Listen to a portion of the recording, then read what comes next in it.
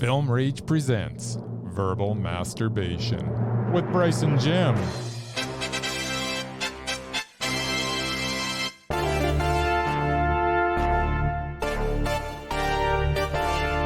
This week we are chatting with the writer and director of Riceboy Sleeps, Mr. Anthony Shim.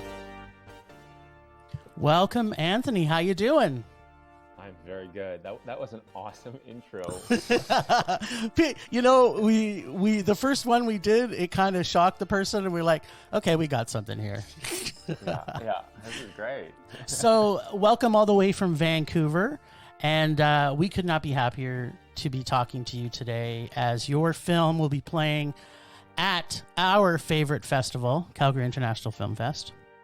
But usually what we do when we like to break in directors on our show, we like to play a little game called Or. Okay. So I'm going to ask you a question, this or that, so that our listeners get to know a little bit about you before we start talking about you and your movie. So being as how you're from BC, is it Canucks or the Lions?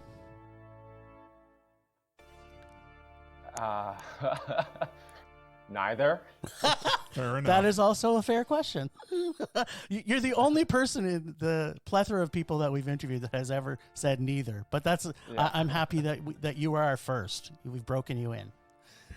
Okay. Grizzlies. My answer is Grizzlies. Oh, go. that's actually the right answer. Yeah. Okay. Bong Joon-ho or Park Chan-wook? Oh, why would you do this to me? Because That's hard, Bryce right? and I fight each other about this question, so we're trying to decide who's actually more right, me or him. Like, are you asking me to choose like their filmography? No, or it's like them just as an that or individual? that. It could be because one's man. better looking in your mind. It could be because one, is got more wives than the other. Whatever the or is for you, man. you have to make a decision, and you can't say both. Oh man, that's so tough. Isn't it? Old Boy is like hands down my favorite film of all time. It's awesome. That's Bryce's favorite movie too. Yeah. But Memories of Murder, I think, is like just one of the greatest films ever made. And also Mother, I love so much. Oh man, this is so hard. Isn't it? I'm gonna go with.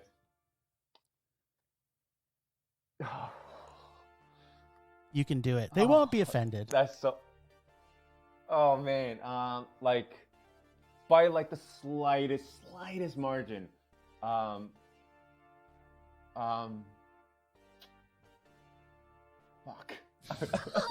Bong Joon-ho. No. All right. It's okay. No, You're you safe. said it. It's done. I win. Oh, that's so hard. Okay. Park Chan-wook. This one's going to be easier for you, though. Hot pot or barbecue? Oh, come on. Barbecue. Let's go. There you go. There you go. See, I know we'd follow up the tough one with an easy one. Yeah. Horror or sci-fi?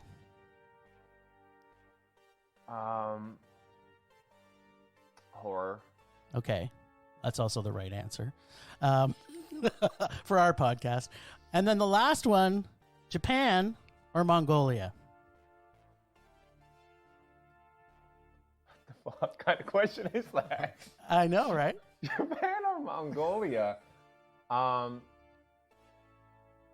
man, you're gonna get me in trouble. No, it's perfect. You know, there's a lot of Korea Japan tension. I know. That's why. Always. That's why I asked both, because they both had issues for Korea in the past. So it's kind of a good one to choose. And it could be the food, it could be the culture, it could be how cold you like to be, it could be whether or not you like tsunamis or not. That's so. Oh man, this is the worst question actually. You know what? Can I explain my answer? Yes, of course. It's you, man. It's all you. Just to try to create peace around the world, I want to say Japan, mainly because of my undying love for Hirokazu Koreeda. Oh, nice. That he is my second favorite director of all time. He's pretty good. He's number 2 for me, and not number one? 2 in the bad way. Number Yeah. 2 and my second favorite. Who's number 1, Jim? He's curious. Oh, it's David Cronenberg because I'm Canadian. So That's not a bad number 1. yeah, I know. Body horror. It's all right. It's a thing. So, how do things go at TIFF? Amazing. Yeah. It was life changing. It really was life changing. My career, my professional career, and my personal life, just everything just changed drastically. And the film was really well received. I won the platform prize, which I didn't actually think I would win. Congratulations. Thank you. So it was so surreal and exhausting and overwhelming, but it's incredible. The people at TIFF could not have been kinder and more generous to me and my film, so it's great. Well, it's apparently that it's worth the praise, right? So if right, I mean, these are the things you've now got to start getting used to in your, I suppose, as a second film, right? Yeah. I noticed in watching your film Daughter, because I watched that, I hadn't seen it before, that you used Canadian currency.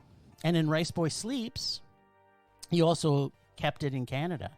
And we watch a ton of films, and a lot of Canadian directors spend a lot of time trying to pretend they're in another country.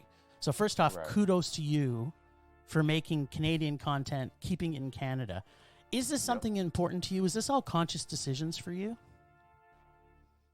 Yeah, I mean, the story took place in Canada in my mind and on paper, so it didn't, because it did come up, with Daughter, whether we would want to use American currency or not. And I just thought, well, why are we? I mean, they are two different countries, after all, and I just didn't think that. Well, it just didn't make sense to me. Yeah. This is Canada, so let's use Canadian currency. And we're shooting in Vancouver. Let's play Vancouver as Vancouver. Let's not try to hide signs or hide license plates. Let's just play. Yep. Because this story could very well take place in Vancouver. So why not? And then with Riceboy Sleeps, it was it's based on my childhood, and I grew up in BC. Yeah. So it didn't make sense for me to try and make it be Seattle or something. Right. Yeah. Well, that's good. It's true though. I'm glad to see that. I'm glad that you can't consider it any other way. It's like people have this assumption that Americans don't want to watch movies about other English-speaking culture, right? And we already saw Parasite made a difference finally in the rest of the world, that they see Korean cinema as something that's amazing that we've known on Film Rage all our lives, right? So, yeah, kudos to you. That's we appreciate that, because it to me we should be proud of Canadians and Canadian directors like yourself. So yeah, thanks for that. Yeah, and if I make a film that takes place, if I write a script that takes place in America, I'll go shoot it in America, and and same with South Korea or anywhere else in the world. But if I'm going to continue to make films in Vancouver, I'm going to set it in Vancouver. Yep. Nice. Because we have so much that's visually, visually cinematic. Yeah. Probably the most beautiful city in the world. So. Yeah, there's a reason why so many people come shoot stuff up here. So yeah, it just seems crazy not to. I personally think that they should call it Vancouver South when they're talking about Hollywood, as opposed to Vancouver is Hollywood North. That's my opinion, but nice. So you've now written and directed 2 pretty heavy dramas. Is this your preference, or do you see yourself making different types of films in the future? I definitely will be exploring other genres, I suppose. I'd like to. Yep. When I started writing Riceboy Sleeps, I was writing what I hoped would be a comedy with some heartfelt moments. Right. And then throughout the drafts, it landed where it landed. And honestly, I didn't think it was as heavy or as sad as people are taking it. Everyone's like, oh my God, like I was crying like so much. And Oh, I'm going to talk more about that later in our interview. I'm going like, I'd ask my producers, I'm like, I didn't think it was like, did you guys think it was going to be this sad? And it was like, I never thought this movie was like that. So, there's my intention and there's what the actual final product turns out to be. So the hope is that I will make things that touch on other genres and I suppose they might end up being heavier a lot of times because I am drawn to subject matter that is relevant to the human experience, things that are challenging going on in society nowadays. So I don't know, if I see some really funny, good news on TV that I get excited about, then maybe I'll write lighter stuff. But for right now, that's kind of where I'm at. But I really love comedy. Like I've been wanting to write a love story for a while. I've been messing around with that, and I've written some comedy stuff that never got made. But those are definitely, to me, comedy and drama. It's just a thin line. It like is. Yeah. One or the other. It's so similar. The best dramas have so much humor in them. Yeah. To break the tension, right? To break the tension. Yeah. Well, you'll get that comedy. If you can direct drama that well, right? That thin line you'll cross over. Eventually, you'll make that same movie, but it'll be funny instead of one of the most dramatic films ever made. So do you find that a little shocking that sometimes you write something down, you film it, you think it's going to be received in a certain way, and a majority of the audience sees it completely maybe different than what you maybe intended, but it's still okay that they received it that way? Yeah, I mean, there's an idea of what I'd like the audience to feel and think from certain bits of the film. But at the end of the day, how one perceives it is it's entirely up to them. It's their subjective experience. So, I just try to accept it as it comes. For example, there's a scene fairly early in the film that involves a teacher and suggesting certain things, and I wrote that because I thought it was funny. Is that because you lived it? You felt it was funny now in hindsight? Probably, but I just thought it was so absurd in hindsight. So I go like, oh, it's this kind of like absurd scene where she's suggesting these names, and then it cuts to the next scene, which also I thought was quite funny. And so I was trying to keep it all fairly light, And then there's a scene also where the protagonist is touched in an appropriate way at her work. I thought that was funny. Like not the part where the guy does the action, but her reaction. Yeah.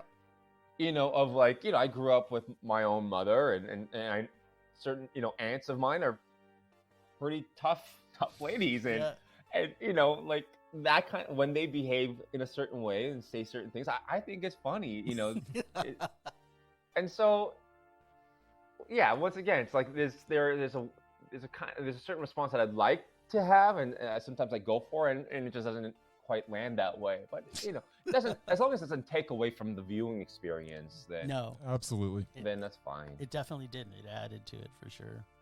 So the casting in this, first off, the actors were amazing, and I thought you did a really good job of, and I apologize if I mispronounce it, but Dong Hyun's character as the younger one and the older one. It's not very often you see a transition like that the character seems so natural. Sometimes, like we've seen other movies where it's like, okay, that kid, there's no way that person is that person, but they had similar mannerisms, they had a similar look to them, so you did a really amazing job there. And with Choi Sang-yoon, like isn't that her first role she's ever done? It was her first audition she'd ever done. Wow. What? How did you find her, and where did she come from? She was amazing. Yeah, it was not an easy find. It took months of active searching across North America, all through Korea. And I just couldn't find the right actor for the role. It was, it had to be so specific when it came to look, age, ability to speak Korean and English, just the right amount of both. Someone who could play a believable young mother and an older mother as well. And have that right kind of sensitivity and vulnerability while she can still kick ass if she needed to. Yeah. And yeah, we had a really difficult time finding someone. And at one point, I was discouraged enough that I thought I might not be able to make this film. Wow. And we just kept searching. And then our casting director in Korea, she said, I know this dancer. I saw her in this documentary about dancers that Yoon had made, and she goes, I think you should see her. She's not an actress, but I think she could be, and there's something about it that's really special. What have I got to lose? And so they sent a tape over, and it was just like, boom, that's it. I really don't want to cast someone who's never acted before, but I think we got to take a chance on it because she was just so right, and of course of course through the whole shoot she was amazing, and her performance in the final product is what it is because she was so right for the part. And same with Noel, our little one. Yeah, first acting job ever. He's not even an actor. He is now. Yeah, he is now. It was, oh man, incredible. You did a great job in that. Or your team did. That was fantastic. Yeah, we just got so lucky finding these incredible human beings that could portray these characters with so much depth and honesty. Yeah. Oh, good writing. Very lucky. Good writing helps, I think. I try. On that note, so you act, you direct, you write. Do you have a preference, or you just love them all? Whatever pays you money. Yeah. Keeps the roof over the head. Yeah, I love Lights whatever I'm not doing at that time, I suppose. I've been an actor my whole life, pretty much, and I'll always love acting. I love the craft of acting. I despise the career of an actor, for me, just because it was filled with so much rejection and waiting and so many pointless, auditions and whatever else I would do. But I love the actual act of doing that job, and but writing and directing is, I think, one of the most special things that one could do with his or her life. It's an incredible process. If you're fortunate enough to do it, it's just such a huge privilege. And so I would like to do that for as long as people allow me to. Nice. Well, we're happy that you continue. That's for sure. Now, in doing research on you, there's like nothing about you online. Like, is this intentional? I was gonna say, like, what research? There's nothing. There's literally nothing about, like, you go on IMDb, you search Mr. Google and friends, and there's like literally nothing about you. I was like, is this intentional? Like, do you not want anybody to worship you from afar like we do here on Film Rage, or is it like you're just too busy doing all these things that you don't have time to go online and make a good bio under Wikipedia? I just figure I'll let the work speak for itself. My bio is not that interesting, so I don't know about that. If Riceboy Sleeps is telling your story a little bit. Yeah. Well, I mean, I try to tell my bio through a film like this. I was just a theater nerd. That's all I did. I spent my late teenage years and my 20s in black box theaters. That's the majority of my time spent doing theater and writing and directing, producing stage stuff, and I kind of have this fear of having information about me online.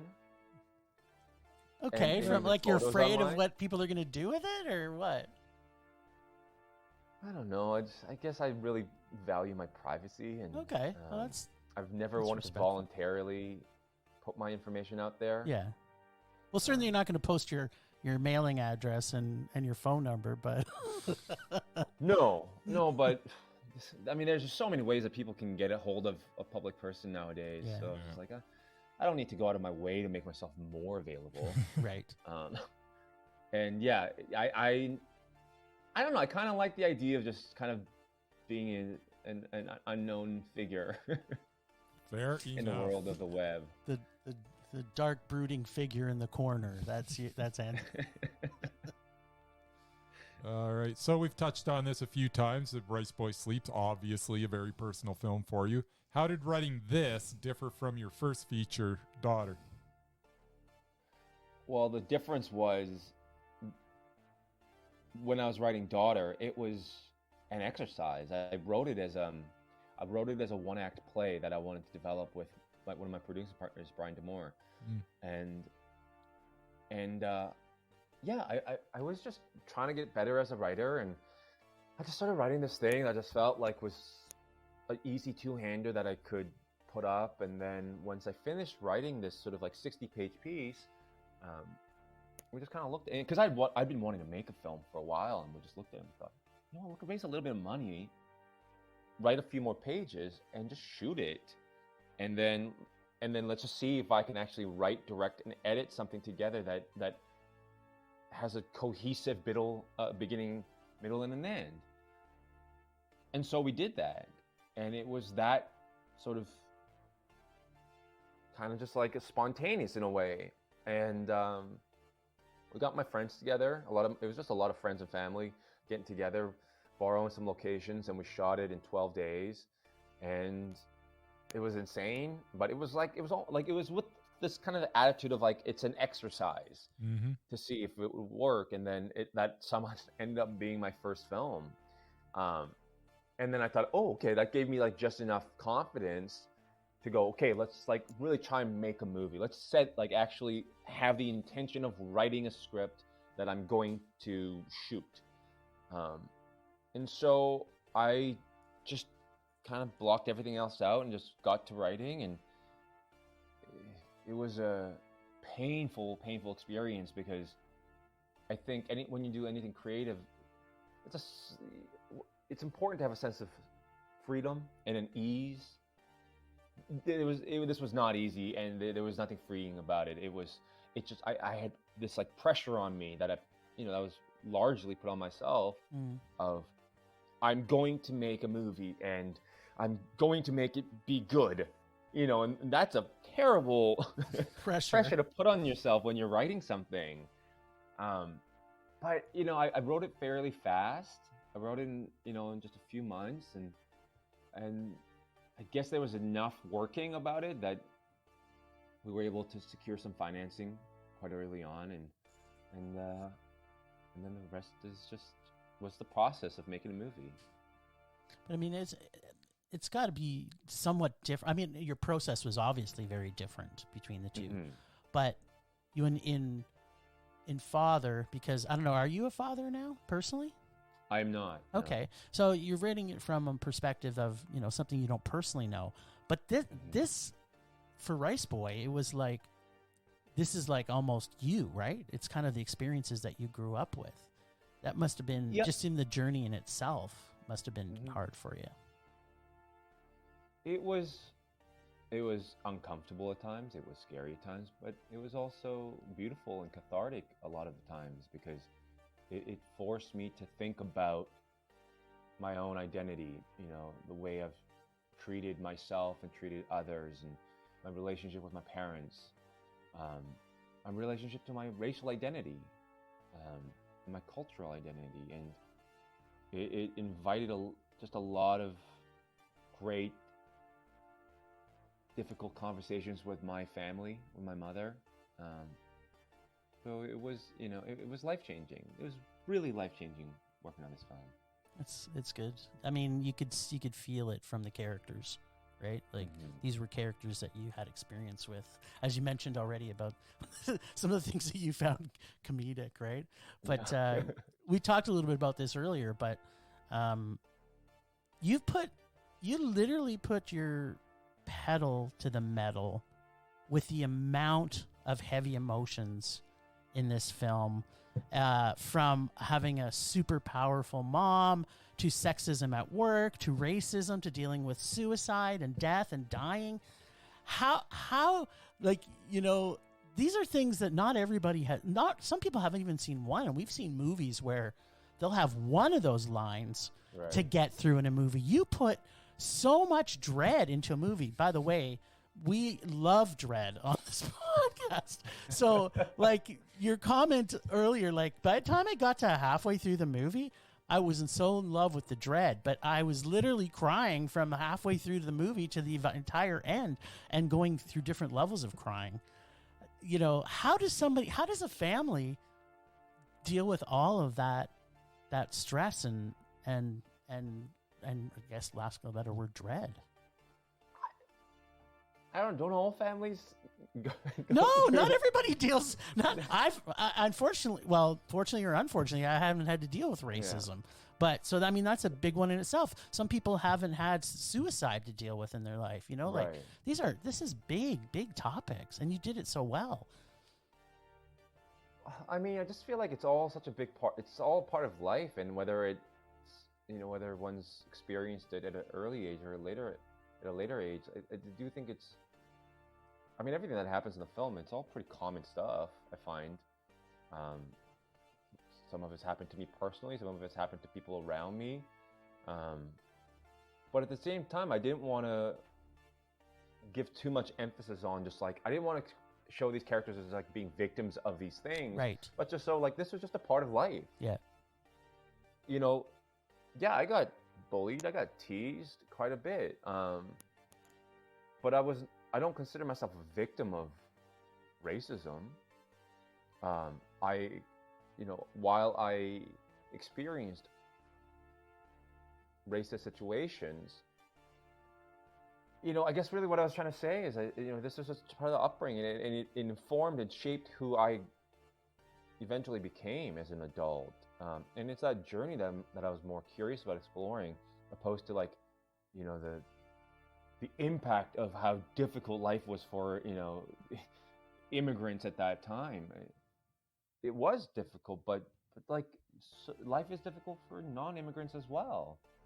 And so I don't know. It's like people have been saying these things now to me, and it's making me, think, oh, maybe it is a lot of heavy stuff, but I never tried to do it with a heavy hand. Yeah. I think because the characters you developed were so well developed, like you did such a good job of crafting these characters that we fell in love with so early and just carried through with them. It's like every time something bad happens to them, it's like we feel it more. Do you know what I mean? Like there's a difference between when you see a really badly developed character, something bad happens to him in let's say somebody else's terrible movie, and then something happens to them, you're kind of like, okay, whatever, right? But I think that goes to say about you can take this journey with this person because we're already invested in them, right? Mm-hmm. Yeah, that was the hope. Yeah. Yeah, you did. And try to see try and see go on these journey with these characters and see where they end up, and ultimately they do overcome all these things. Yeah. Let's talk about endings for you. Yeah. There's not very many directors who can write perfect endings. So far I've only seen 2 of your films, and both of them had perfect endings. Thank you. Yeah, no, like literally I don't even want to tell you how many movies we watch a week on average. Like we seriously watch a ton of movies. And I would say at least 15% of the time we see a film, the ending can destroy the entire movie. But you just, you put an ending and a cap on Riceboy that it was just the only way you could have done it. So I know you kind of already said it, that you want to make sure it's got all 3 pieces to the film, but do you spend extra time on that ending to say, yeah, that is it, that's the perfect ending? I had a lot of different endings. There's been very many variations of that, but then once that story that she tells Simon, the character Simon, when that made it into the script, and when I realized the characters would end up where they end up physically by the end of the movie, I thought, oh, that's what it is. And then I wrote it, and I wrote this like really like beautiful narration over it, and we did this table read, and all my friends went like, amazing ending, cut that narration. Well, They're like, it was like, cut the narration and you've got a beautiful ending. And I was like, you know, like when you're typing and reading, you're like, you know, you it's hard to know, like, is this enough? Like, is this gonna just having a visual, is it gonna give the audience, you know, the impact that I want them to have? And my team all went like, no, just leave that. Yes, that's the last image that we need to see of them. I think sometimes directors put like, they like think that the audience isn't smart enough to sometimes see their vision. So yeah, kudos to you for taking influence in creating that perfect ending. Yeah, I like it. Yeah, well, so do we.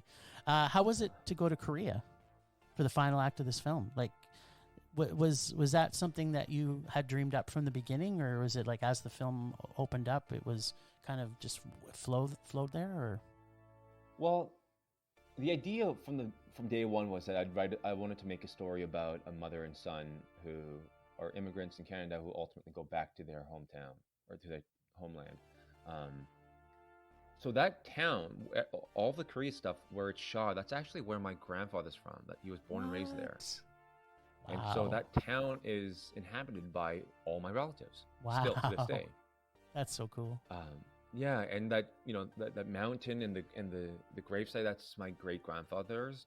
And so I had gone there as a kid. I went there back in '99 and 2004 as a young man, and you know, I had a similar sort of emotional experience. And so the idea was to go back to that part of the world. And so when I went and did location scouting there, and I took a bunch of pictures, I sent them back, and everyone just went like, oh wow, like we gotta go and shoot there. But then the actual logistics of doing that during a pandemic was very difficult. It almost didn't happen many times. Wow.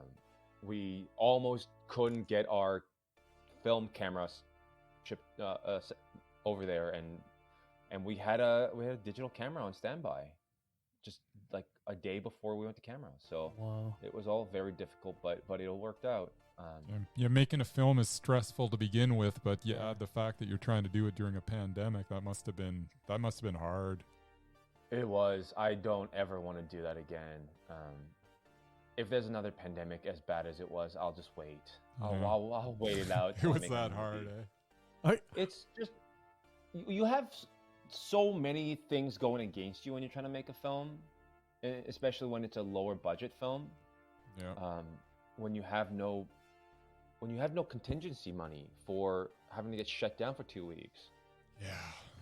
And so, like, essentially, if you get shut down because of COVID, like, it was like, for us, it's like, well, I now need to like make a new movie that I have to rewrite the script and make another movie that allows me to shoot it in the time and money we have. And so with that kind of pressure, is to add that on, it's the risk is too great. But we got lucky a gazillion times. It was like, no exaggeration, this took multiple miracles to get to this point. Wow. Like, I can't imagine. And it's funny, you're not the only person that said that about the pandemic. It's just like, well, obviously somebody up there or down there, wherever you believe, up or down, they wanted that film to be made. So it's kudos. Yeah, I mean, I one day, I like, I want to get a bunch of filmmakers together and just talk to them about like, so how did you do it during the pandemic? Like, what did you go through? What was it like for you? Like, I'm just so curious. Like, I know what it was like for us, and I'm going, like, how the hell is everyone else doing this? Yeah. Like, just because it seemed so impossible. You should, because you're so close, just walk down to the VIFF offices and just say to them, why don't you do a panel discussion? I mean, must have about 20 directors sitting around in Vancouver right now. Let's do a panel discussion on it. We should. That's actually not a bad idea. Right? We should have a panel about being filming during low-budget indie filmmakers during the pandemic. Yeah. You got VIF's number, right? Just call them. Yeah, I know a couple of people there I could call. Yeah, there you go. That's good. I want to. We might show up to that panel and ask some more tougher questions. So, your dialogue in this was so real and natural. I just got to say, and it's interesting because now you're the Renaissance man. You can pretty much do everything. Do you see you're going to continue to do the whole writing and directing, or can you see yourself at one point spending more time on either directing or writing? And how would that feel? Like, how do you think it would feel to be, because you are a writer also, be a writer and have someone else direct your stuff, or direct, because you haven't done this yet that I know of, directed somebody else's work? I am very open to directing other people's work. And I'm quite familiar with that process because I did so much theater. Yes.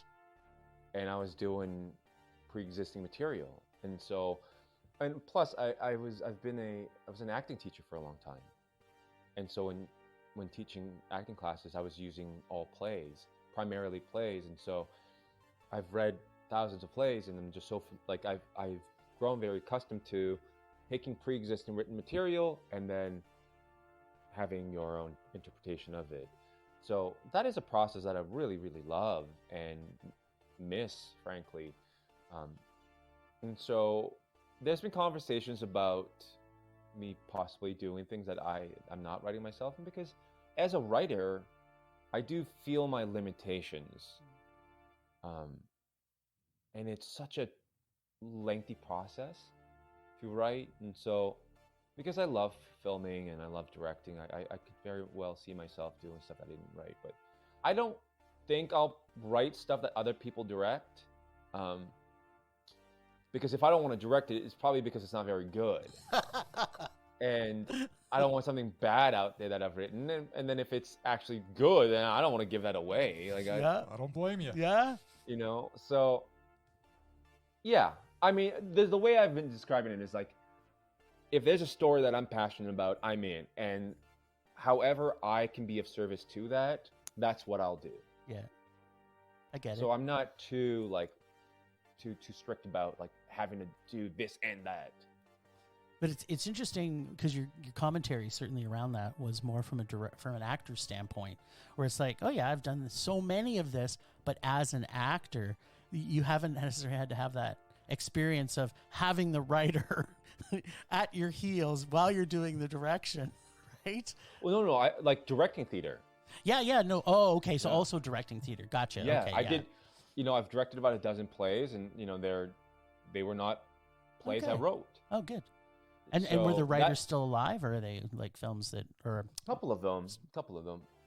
Were they at your biting at your heels, or? No. I don't think I would do it if I felt like the writer was someone who's going to be biting at my heels. I'd have to feel like we're partners in this process. Yeah. And I have to be respectful to that person, and vice versa. Otherwise, why would I do it? Yeah. Money, but. Well, money. That's the one, right? And obviously, to write it and direct it takes a heck of a lot more time, right?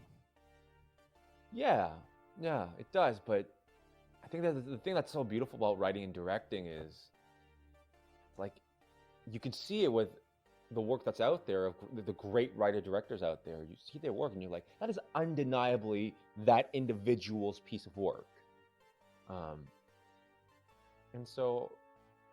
I mean, I'd like to do as much of that as possible. I'll do it until I feel like I've maxed out my writing ability. Nice. So, what's next for Riceboy Sleeps? Any more festivals on the horizon, or? There's a lot of festivals on the horizon. Yep. Ones that I can Not tell us talk about. Not yet. Right, Okay, fair. There's fair. a couple that I can talk about. We'll be after VIFF. We're going to Busan in South Korea Oh wow! Right on. for our international premiere. Are you going? I will be going. Yeah. Nice. Cool. I have the city of Busan has a special place in my heart. So I'll definitely be going and spend some time there. Are you taking And a then- train to Busan? No, not me.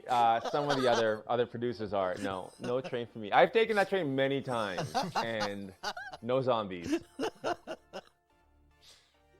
Nice. Yeah, just snacks. Yeah, So you're going to Busan? Where else? and then there's the film's going to be at Sudbury next or whenever that's happening. It's also it'll be playing at Windsor.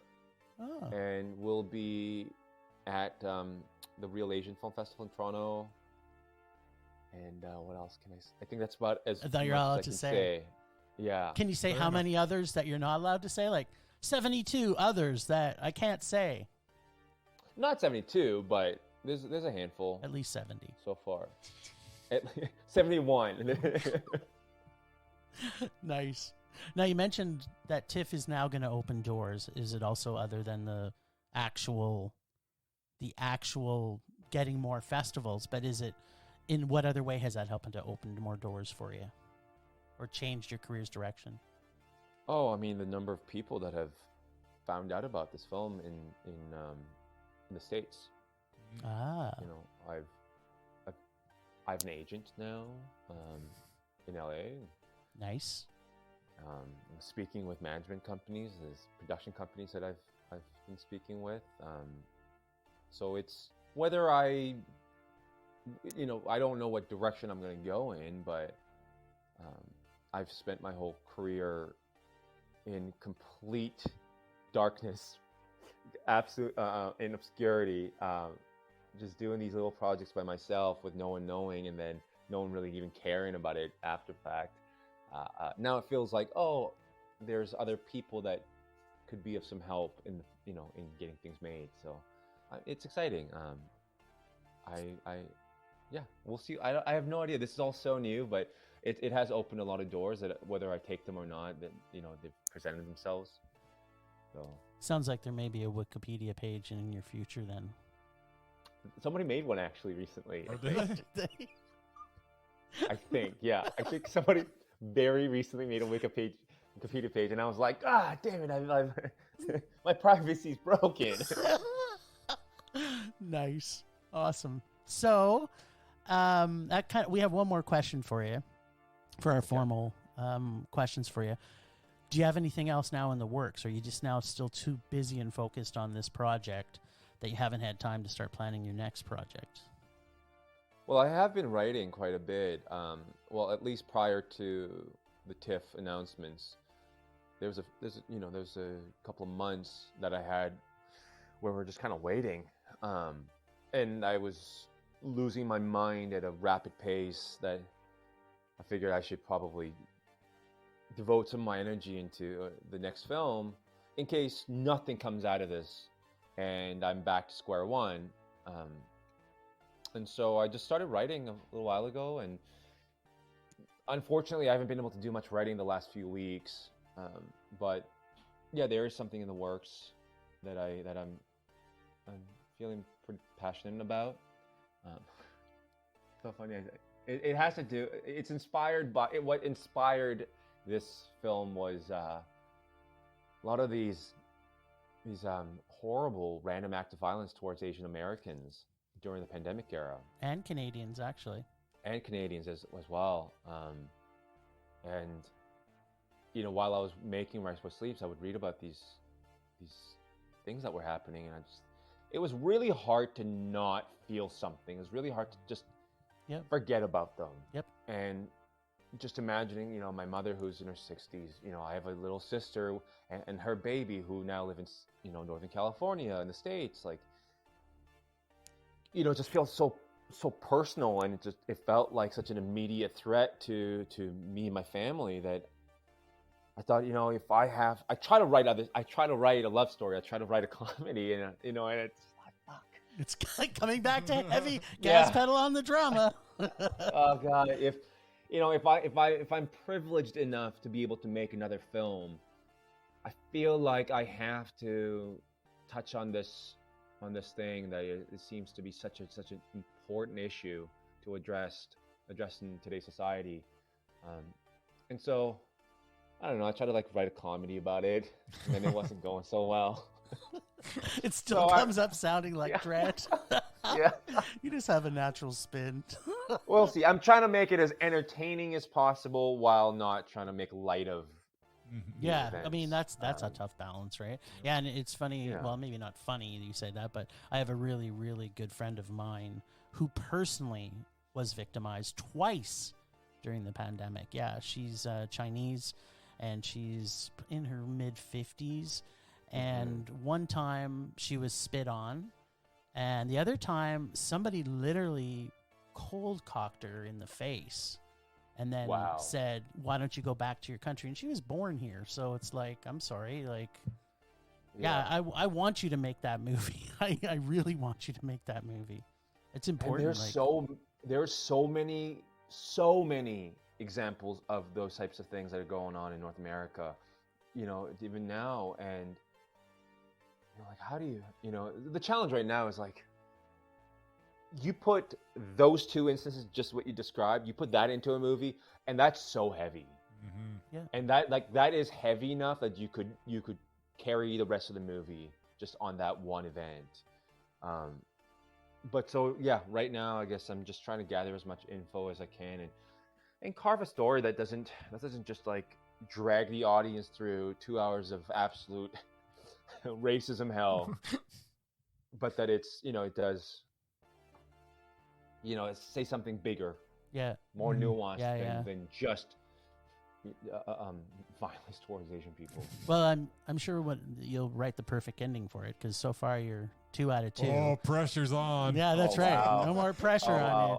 But oh God, this next one's gonna have the worst ending possible, and I'm gonna blame you for it. We will call you out. That's right.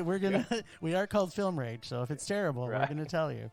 So, it has been a great pleasure to have you on. We really can't thank you enough. Now, is there anything that we either haven't talked about or we haven't asked you, or something that you want to leave our listeners with a message, or any words of wisdom from Anthony from all the way from Vancouver, or as we say, the northern part of Hollywood South? I find Asian communities in Canada who I feel like are the target demographic for this film. I mean, I think it's universal enough that everyone can enjoy it, but the people that I feel like would really, really feel things on a deeper level are the Asian immigrant communities in North America. But a lot of them, especially of the older generation, they don't really go out to the movies that much, and they're not really in tune with film festivals. So I feel like a lot of those people, a lot of those communities just don't get a chance to see this film during the festival circuit. So if there's any way that anyone who's listening to this, anyone who's aware of this movie playing in Calgary or any other city in Canada these next couple months, please just try to just share the word with the Asian Canadian communities and encourage people to see it, and hopefully it can allow them to feel like there's a film that's made that represents them, that is about them, that honors them. And if you don't like it, you can write nasty words on my Instagram page. And what is that Instagram page? You going to share it with our listeners? Hold on, I gotta look it up. I forget what it is. That's okay. I kind of expected. It's at Anthony Shim. There you go. It's so hard to remember. Yeah, that's literally the hardest one for people to remember. There's no hyphen or dot or. No, nothing. I recently made my 4th post. I'm still learning. I think we followed you, so I was noticing that. You need to get that. This is what's going to help get you more watchers of the film is by posting a 5th or a 6th post on your Instagram. It's so time consuming. Instagram takes up so much time and energy. Yeah, it's true. It took me, Twitter's like- worse, by the Yeah. way. So if you're on Oh, Twitter, I don't go near that. That just seems, You and me both, mister. yeah, that seems like a dangerous way to spend your day. So, well, again, thanks so much for being on our show. And thank you guys. Yeah. and where's this film playing in Calgary here? Jim? Well, let me tell you. So if you have not bought tickets yet, because this show's being broadcast. What day is this? 20. We're hitting festival season, so we're going to be not sleeping much. So it's now the 22nd. Riceboy Sleeps is going to be playing at CIFF on September 27th at 4:30 p.m. at Eau Claire Market in Cineplex, and September 30th at 8 p.m. at Eau Claire Cinemas as well. So for anybody listening and you haven't bought tickets, this is a must-see for anybody, be them Korean or non-Korean. So again, thank you. Find us on social media at Facebook, Twitter, and Instagram at Film Rage YYC. Check out everything Film Rage at filmrageyyc.com. Please comment, like, and subscribe, and send us an email to filmragecalgary@gmail.com.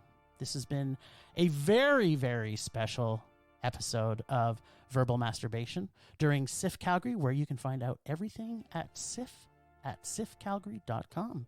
Until next time, rage on. Rage on.